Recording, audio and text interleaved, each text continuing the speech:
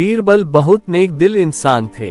वह सदैव दान करते रहते थे और इतना ही नहीं, बादशाह से मिलने वाले इनाम को भी ज्यादातर गरीबों और दीन दुखियों में बांट देते थे, परंतु इसके बावजूद भी उनके पास धन की कोई कमी न थी। दान देने के साथ साथ बीरबल इस बात से भी चौकन्ने रहते थे कि कपटी व्यक्ति उन्हें अपनी दीनता दिखाकर ठग न ले।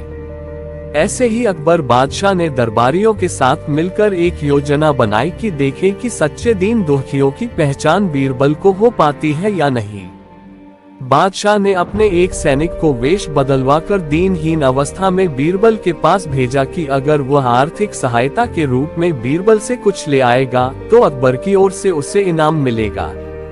एक दिन जब बीरबल पूजा पाठ करके मंदिर से आ रहे थे तो भेष बदले हुए सैनिक ने बीरबल के सामने आकर कहा, हुजूर दीवान, मैं और मेरे 8 छोटे बच्चे हैं जो 8 दिनों से भूखे हैं। भगवान का कहना है कि भूखों को खाना खिलाना बहुत पुण्य का कार्य है। मुझे आशा है कि आप मुझे कुछ दान देकर अवश्य ही पुण्य कमाएंगे।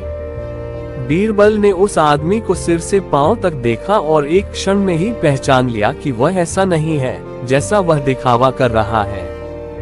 बीरबल मन ही मन मुस्कुराए और बिना कुछ बोले ही उस रास्ते पर चल पड़े जहां से होकर एक नदी पार करनी पड़ती थी। वह व्यक्ति भी बीरबल के पीछे पीछे चलता रहा। बीरबल ने नदी पार करने के लिए जूती उतारकर हाथ में ले ली। उस व्यक्ति ने भी अपने पैर की फटी पुरानी जूती हाथ में लेने का प्रयास किया। बीरबल नदी पार कर कंकरीले मार्ग आते ही 2-4 कदम चलने के बाद ही जूती पहन लेता। बीरबल ये बात भी गौर कर चुके थे कि नदी पार करते समय उसका पैर धुलने के कारण वह व्यक्ति और भी साफ सुथरा, चिकना, मुलायम, गोरी चमड़ी का दिखने लगा था, इसलिए वह मुलायम पैरों से कंकरीले मार्ग पर नहीं चल सकता था। दीवान जी, दीन तहीन की पुकार आपने सुनी नहीं, पीछे आ रहे व्यक्ति ने कहा। बीरबल बोले, जो मुझे पापी बनाए मैं उसकी पुकार कैसे सुन सकता हूँ? क्या कहा? क्या आप मेरी सहायता करके पापी बन जाएंगे? हाँ, वह इसलिए कि शास्त्रों में लिखा है कि बच्चे का जन्म होने से पहले ही भगवान उसके भोजन का प्रबंध करते हुए उसकी माँ के स्तनों में दूध दे देता है, उसके लिए भोजन की व्यवस्था भी कर देता है। ये भी कहा जाता है कि भगवान इंसान को भूखा उठाता है पर भूखा सुलाता नहीं है।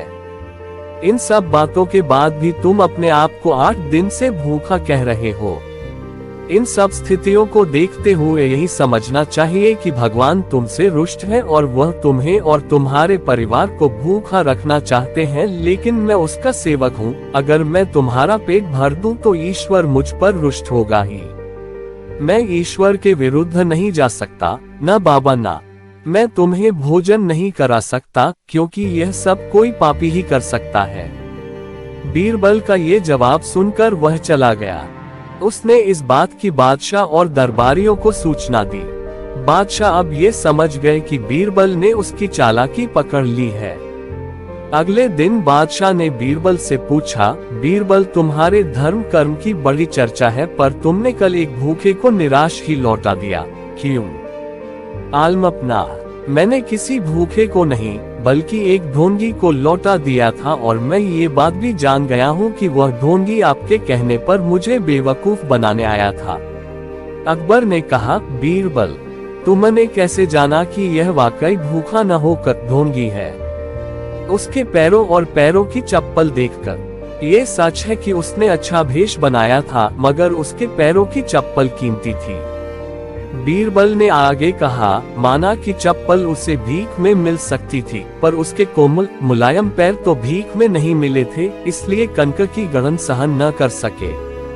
इतना कहकर बीरबल ने बताया कि किस प्रकार उसने उस मनुष्य की परीक्षा लेकर जान लिया कि उसे नंगे पैर चलने की भी आदत नहीं, वो दरिद्र नहीं बल्कि किसी अच्छे कुल का खाता कमाता पुरुष है। बादशाह बोले, क्यों ना हो, वह मेरा खास सैनिक है। फिर बहुत प्रसन्न होकर बोले, सचमुच बीरबल, माँ दौलत तुमसे बहुत खुश हुए। तुम्हें धोखा देना आसान काम नहीं है। बादशाह के साथ साजिश में शामिल हुए सभी दरबारियों के चेहरे बुझ गए। और इसके आगे अकबर बीरबल की रोचक कहानियां सुनने के लिए हमारे चैनल को लाइक, शेयर, कमेंट और सब्सक्राइब करें। धन्यवाद।